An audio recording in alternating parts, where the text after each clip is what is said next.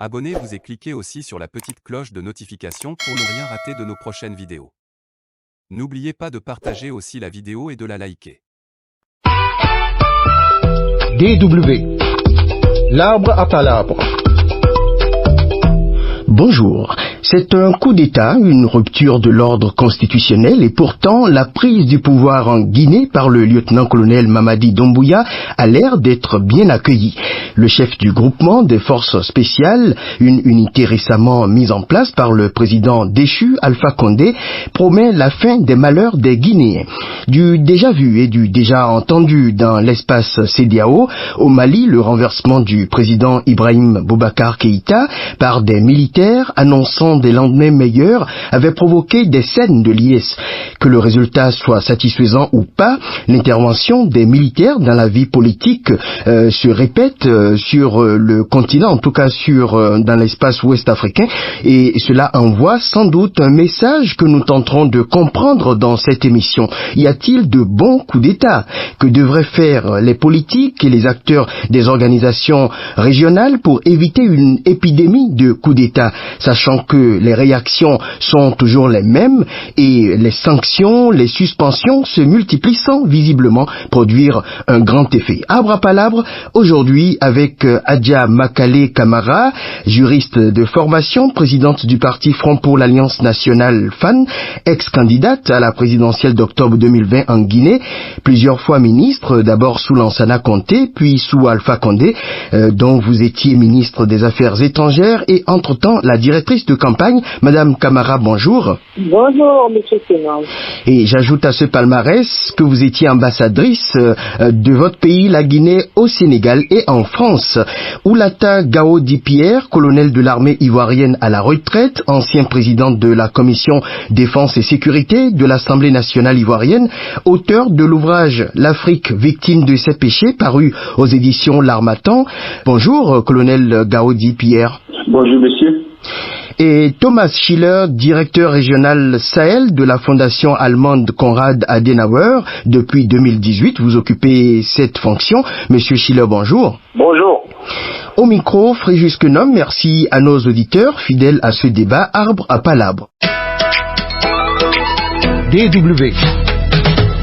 Pour commencer la parole à Adja Makale Camara, qu'est-ce qui vous surprend, qu'est-ce qui vous dérange dans tout ce qui s'est passé ces derniers jours dans votre pays en Guinée où le pouvoir a été récupéré par les militaires le 5 septembre 2021? Rien ne me surprend. Ici, en Guinée, aussi attendait un peu. Et ce qui me surprend pour quelqu'un comme Alpha Condé, qui a été opposant pendant 40 ans, qui a été grand panafricaniste, qui a dernièrement dirigé l'Union africaine quand c'était ministre des Affaires étrangères, qui n'a écouté personne jusqu'à cet aboutissement, l'état de déliquescence et du manquement au respect des droits des Guinéens est arrivé à un point tel que on se demandait quand est-ce que la rupture pourrait intervenir. On se demandait quand est-ce que la rupture allait intervenir, dites-vous, et j'ajoute que Alpha Condé, dont vous avez parlé tout à l'heure, a été condamné par contumace, condamné à mort sous le président Sékou Touré, et il est devenu donc chef de l'État avec tous les espoirs qui l'accompagnaient. Colonel Oulata Gao Di-Pierre, les militaires guinéens donc ont pris le pouvoir. Le meneur Mamadi Doumbouya est un lieutenant-colonel. Vous êtes où vous étiez un tout petit peu plus gradé que lui. Qu'est-ce qui est dans la tête actuellement de ce militaire qui a pris le pouvoir? Quelles sont ses intentions, selon vous? Merci. Déjà, je voulais vous dire que la Côte d'Ivoire a subi déjà un coup d'État et j'ai été le commandant de la sécurité du président du général Guy Robert, donc je sais un peu ce qui se passe. Moi, je ne suis pas surpris, ce qui peut se passer dans sa tête. Il a agi de façon patriotique. Voilà, comme tout bon militaire, il a estimé que le pouvoir civil n'a pas assumé et qu'il fallait que l'armée, qui est garante quand même de la sécurité, de l'intégrité du territoire national et qui est le gardien du drapeau national, prenne ses responsabilités. Et je pense qu'il a annoncé déjà les couleurs. Il a dit qu'il allait faire un gouvernement d'union nationale, ce qui est une bonne chose. Maintenant, le temps de la transition, bon, je pense qu'il faut laisser ce jeune colonel et ces hommes aller au bout de leurs intentions. Il ne faudrait pas que les civils soient aussi pressés qu'on est à l'ordre constitutionnel, alors que eux-mêmes, c'est aussi un message pour eux. Ils ne sont pas formés, les civils africains. Ils sont là, ils sont des ministres, ils sont des présidents, mais ils n'ont pas aussi la formation démocratique.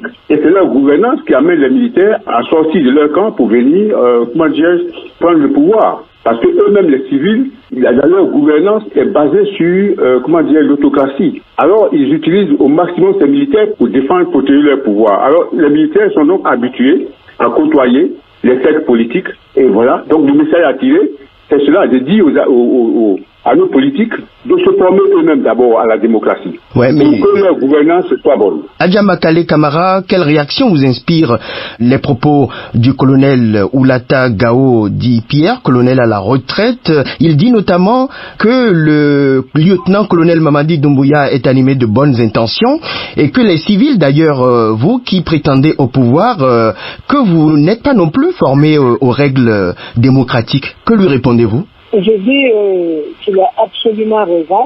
Si on vote les lois pour ne pas les respecter, si on vote les constitutions pour les tripatouiller, les militaires qui sont au centre de tout cela, qui observent tout cela, et leur rôle étant de protéger les populations, je pense qu'ils finissent toujours par s'améliorer. C'est pourquoi d'ailleurs maintenant il y a une adhésion massive des populations que nous souhaitons que les déclarations qui sont faites qui vont dans le bon sens de la démocratie et du développement soient respectées tout à fait. Alors, Thomas Schiller, vous avez suivi les interventions de Adja Makale Camara et du colonel Oulata Gao. Qu'est-ce que vous avez à dire? Quel message transmettent ces coups d'État qui n'arrêtent pas? Oui, mais ça transmet essentiellement le message que les systèmes politiques des États sont trop faibles pour faire face à des crises politiques, à des querelles, à des conflits politiques.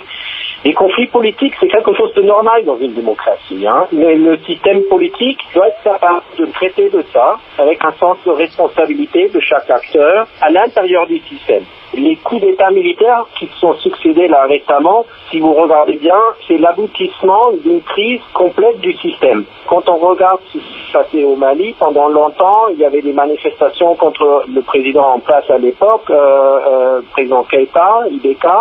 Les discussions avec l'opposition n'aboutissaient à rien, le pays était complètement paralysé, en plus déjà en proie d'une crise sécuritaire majeure, et donc le coup d'État était, si vous voulez, une sorte de conséquence de cette faiblesse du système politique. Donc on dit souvent dans les rues, on entend souvent que la classe politique, etc. a échoué, donc les hommes politiques, les femmes politiques, mais ça va, à mon avis, beaucoup plus loin. Et si vous regardez la même chose au Tchad, l'homme fort du Tchad parti, c'est l'armée avec à la tête le fils du président Déby qui a pris le pouvoir. Et tout ça, ça témoigne donc à mon avis des crises profondes des systèmes politiques dans les États ouest-africains. Oui, mais qu'est-ce que vous souhaitez alors? Est-ce que quand vous parlez de faiblesse du système, vous parlez d'absence d'équilibre des pouvoirs ou la faiblesse des institutions? C'est malheureusement un petit peu de tout.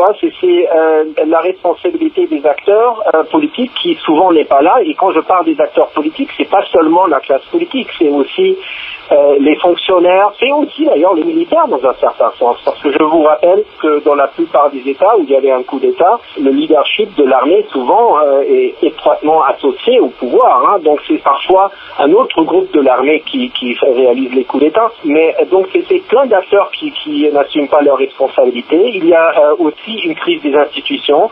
Si vous regardez les parlements de la sous-région, ils ne font pas leur travail de contrôle du gouvernement. Les députés, assez souvent, qu'ils soient de la majorité ou de l'opposition. Adja Makale Camara, est-ce que vous approuvez ce que dit M. Thomas Schiller et comment remédier à cette faiblesse des institutions ou à cette faiblesse du système? C'est parfaitement vrai qu'il n'y a pas d'équilibre. Il n'y a pas d'institution forte. Il n'y a que l'exécutif qui soit fort. Et je pense que pour y remédier, il faut absolument implanter un état de droit. Il faut que les constitutions des pays soient respectées. Il faut que les CENI ne soient pas des CENI aux ordres.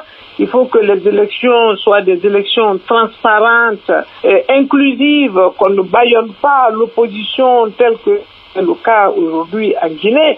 Avant que cette rupture n'intervienne, l'opposition était bâillonnée, embastillée. L'opposition, les ténors, les grands responsables de l'opposition n'avaient même pas droit à voyager. Leurs passeports se sont vus confisqués, leurs bureaux fermés. Mais Madame Camara, une question, je vous en prie, vous parlez des opposants, mais on a vu que dans beaucoup de cas, les opposants qui prônaient les principes démocratiques lorsqu'ils étaient dans l'opposition et qu'ils arrivent au pouvoir, ils tombent dans les mêmes erreurs. C'est le cas, vous l'aviez rappelé au départ, de Alpha Condé. Comment est-ce qu'on en arrive à ce point? On en arrive là parce que l'administration devient complice. Les fonctionnaires se mettent à la disposition du premier responsable. Ils ont peur pour leur poste parce que dans nos États, le secteur privé n'est pas développé, il n'y a pas d'emploi, le seul emploi, l'employeur majoritaire est encore l'État. Alors celui qui s'agrippe à un poste, il ne souhaite pas le perdre, ça devient un parti État, tout le monde est au service de l'État. Nous avons vu à l'approche des élections, durant les campagnes, les bureaux sont vidés, tous les fonctionnaires vont pour prouver sur le terrain qu'ils sont à la hauteur, qu'ils peuvent mobiliser autour du chef d'État.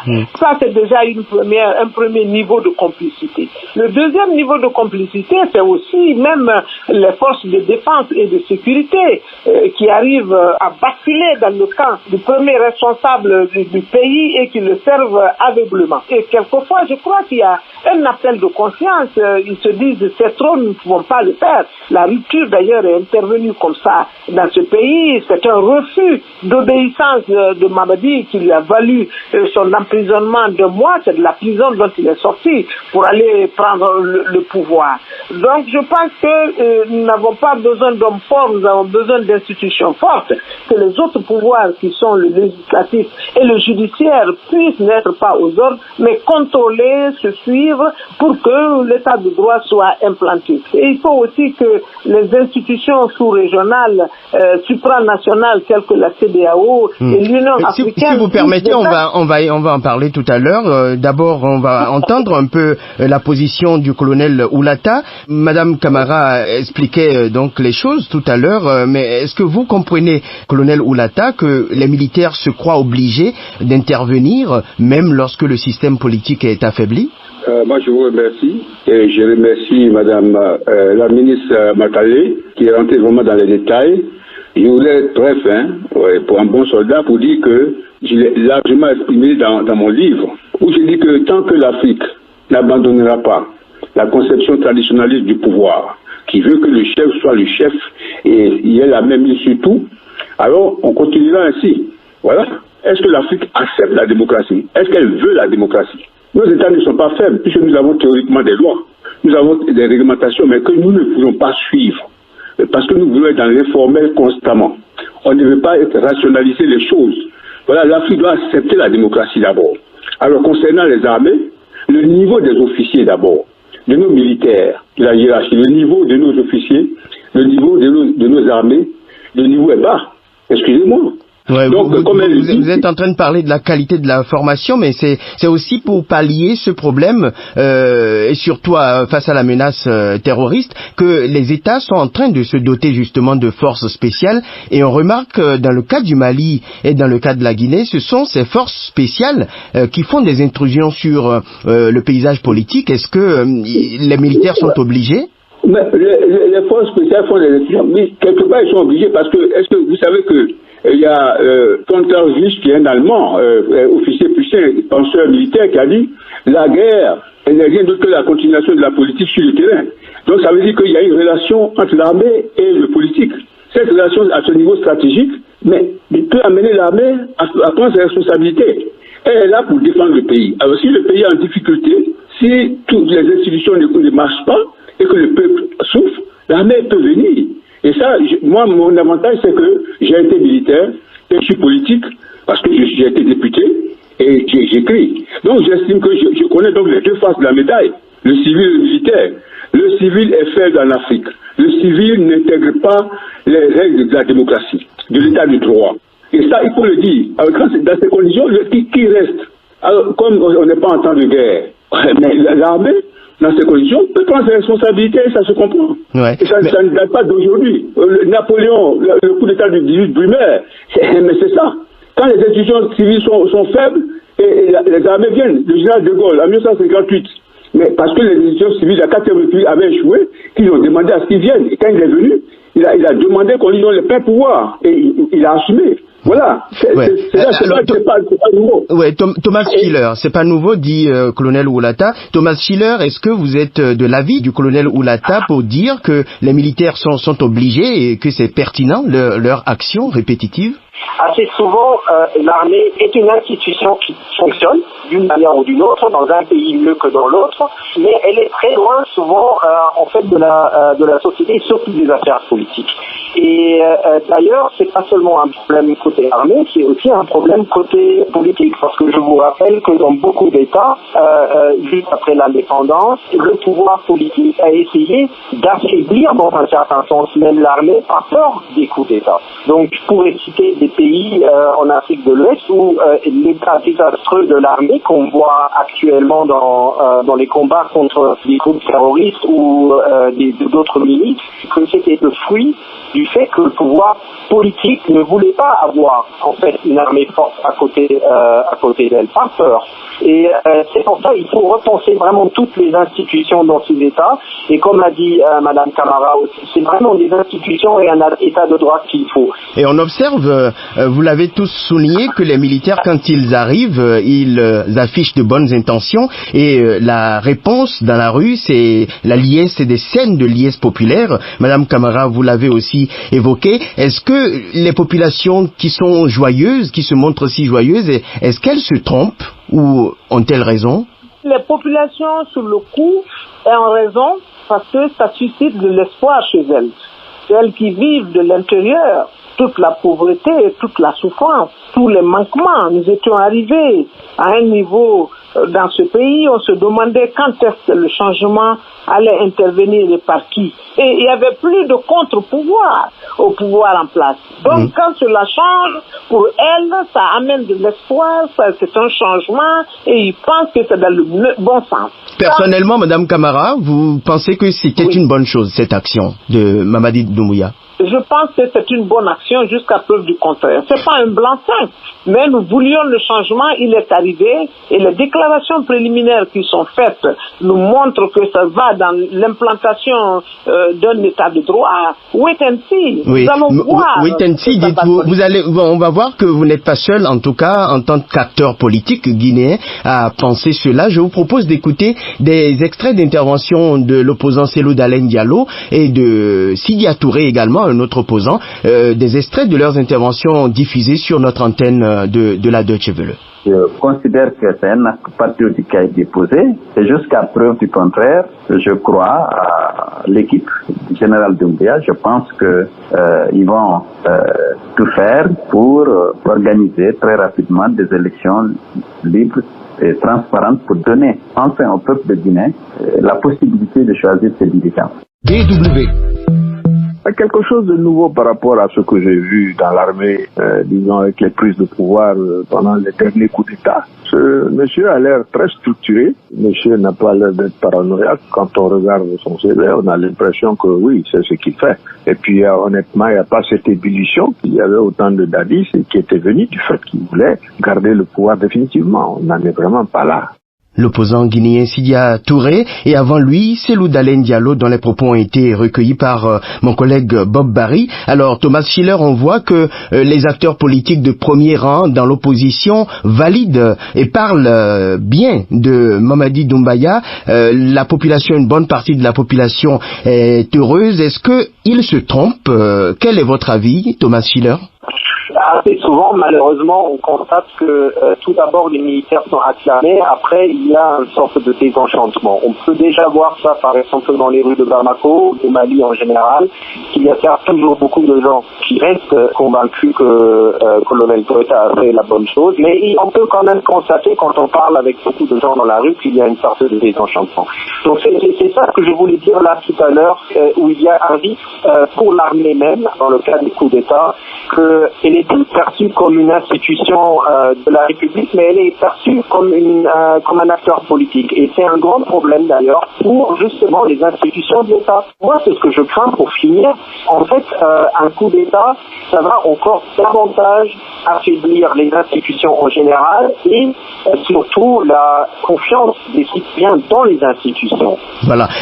Colonel Oulata, on voit donc que les organisations sous-régionales sont déjà en train de s'activer, la CEDEAO, mais elles sortent généralement les mêmes communiqués, peut-être actualisés selon le contexte.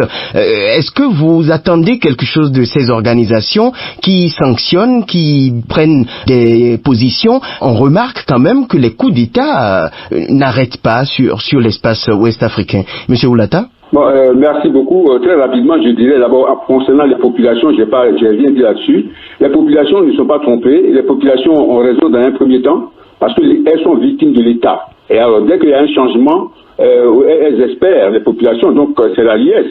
Maintenant, il faut dire aussi de l'autre côté, elles ne sont pas formées, n'ont pas la culture démocratique, donc elles ne comprennent rien. Et les dirigeants profitent souvent de cela pour arnaquer leur population. Donc concernant la question que vous avez posée. Les organisations sous-régionales, oui. Alors, je n'attends rien d'elles, rien du tout. Elles sont décevantes. Excusez-moi le terme, c'est le moins que je puisse dire, parce que à la CEDEAO, à l'Union africaine, qu'est-ce qu'elle a dit la charte? Elle ne veut pas, la prise du pouvoir par la force. Mais elle ne doit pas aussi accepter la prise du pouvoir de cette façon, parce que c'est un coup d'état civil aussi, quand on change la constitution d'un pays et qu'on se maintient au pouvoir, c'est un coup d'état civil. Donc elle ne disent rien. Même quand elles viennent dans le pays où il y a des problèmes déjà sur la constitution, elles sont toujours pour l'exécutif. Excusez-moi, comme s'il y avait une complicité.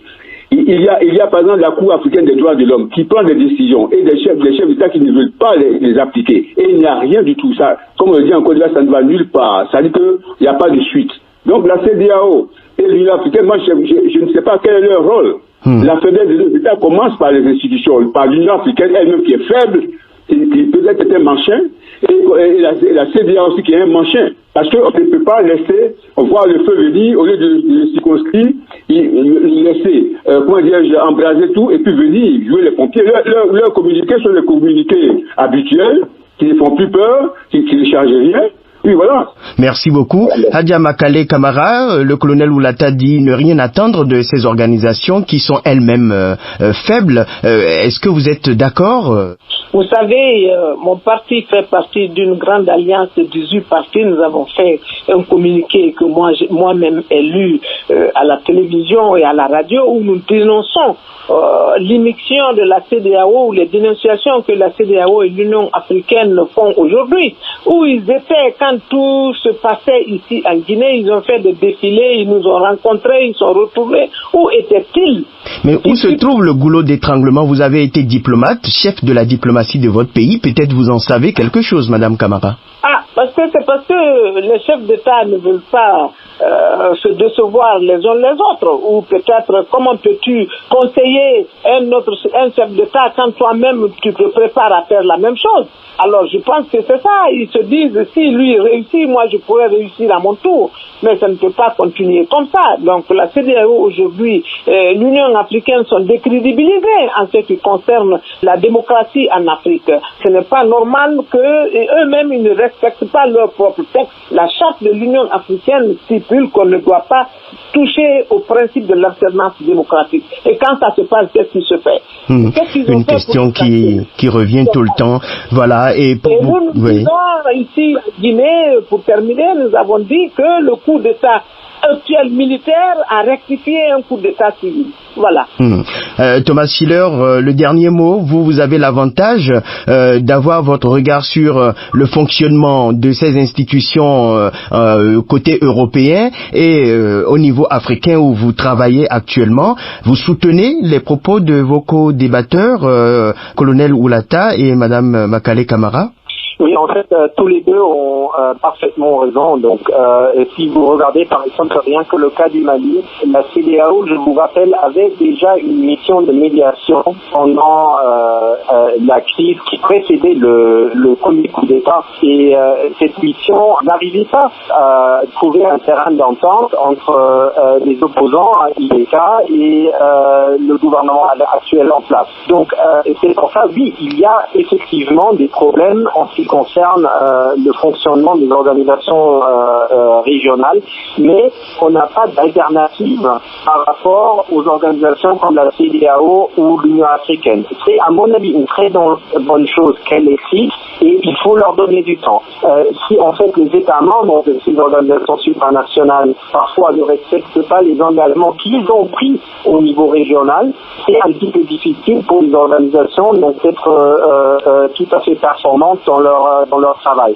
Voilà, merci beaucoup, chers invités, pour cette discussion. Thomas Schiller, directeur régional Sahel de la Fondation allemande Konrad Adenauer à Bamako, colonel Oulata Gao Di-Pierre, colonel de l'armée ivoirienne à la retraite, et Hadja Makale Kamara, présidente du Parti Front pour l'Alliance nationale en Guinée, ancienne candidate à la présidentielle d'octobre 2020. Avec vous, il était question du coup d'État en Guinée-Conakry. Merci de votre attention, chers auditeurs. C'était l'Arbre à Palabre avec Fréjus Kenom au micro. À la semaine prochaine pour un autre débat sur la Deutsche Welle. Merci, M. Kenom. Merci à vous. Merci, au revoir. Au revoir. Merci, au revoir.